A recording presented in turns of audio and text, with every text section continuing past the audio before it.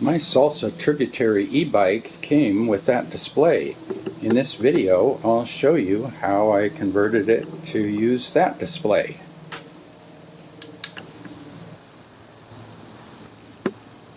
So as I mentioned in an earlier video, this is what's called the system controller in my Bosch mid-drive e-bike. And then up here, you've got the Intuvia-100 display. You can see here it's a liquid crystal display, monochrome. There's no color to it. It's a fairly decent display. It gives you the battery percentage up there, and you get the speed there. You have a field down here, and that can be distance, riding time, range, average speed, max speed, total distance, and then time. You've got your riding mode or pedal assist mode, and then beside that there's a little bar graph that goes up and down, and that shows you the relative motor power outputs. Like if you're in eco mode, usually only the bottom segment lights up. You know, this is an okay display for what it shows, but Bosch makes some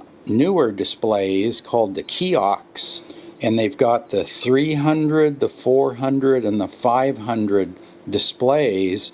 They're color,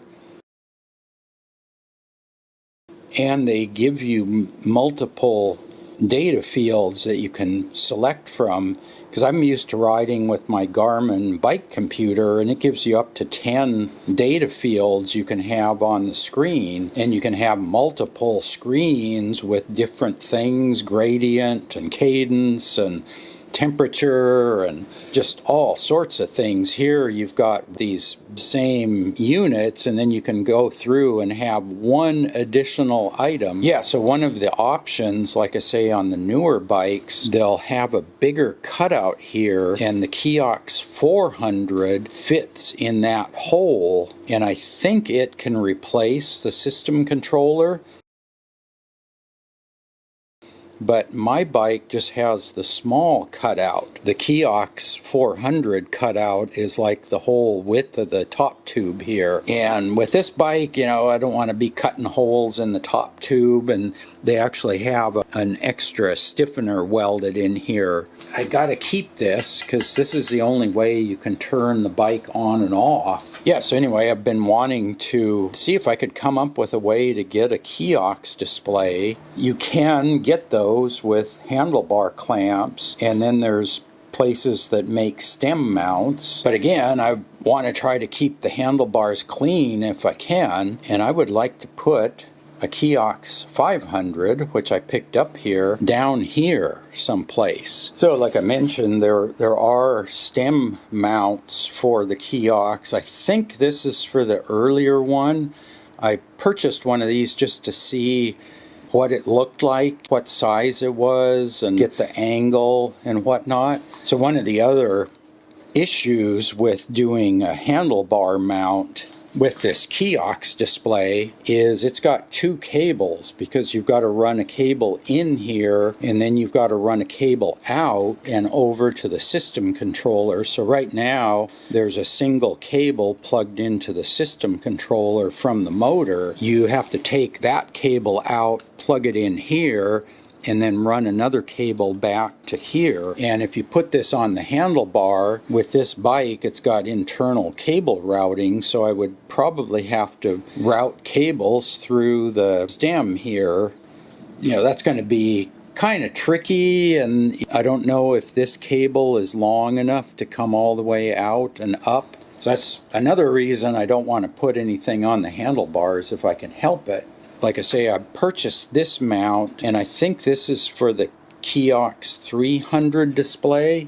This is a 500. The mounting is different. This one needs two screws here, and it needs more of a square opening. There is a version of this I found at a couple of sellers in Germany that have the proper two-hole mount, but I would have had to order that from Germany and do the exchange rate and wait for shipping and all of that just to get it, to see if that's what I wanted to do or not. On Thingiverse, I found somebody that had a 3D printable Kiox bracket, And this is the newer style here. You can see this is set up for forward cable exit.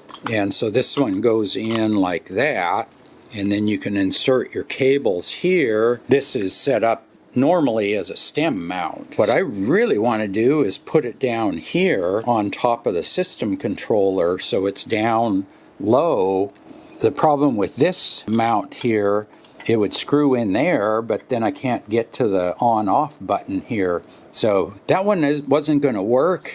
Now I may ultimately use something like this. I might print up a spacer to lift this up so that you could get your finger in to operate the power button and maybe have this at a bit of an angle. But then I was looking around. I think I found this on Maker World. Somebody made a stem mount at an angle that had the spacers in there, and what I did to make this fit a little better is I filed this down at a bit of an angle there, so I reduced how far up this sat. And then I also cut in here so that it fits against the back here, gives it a little anti-twisting capability, because this is only held with one screw. But let me show you what that looks like here. Okay, so I had to pick up a longer screw here. I think this one's 22 millimeters, and then I also took a small washer and used a center punch and kind of made a domed washer out of it, because this is set up for the stem cap bolt, but you need the longer one because you're going to go through two things here. It's probably a little bit longer than I need, but yeah, I think that'll work. I can get into the on-off button there.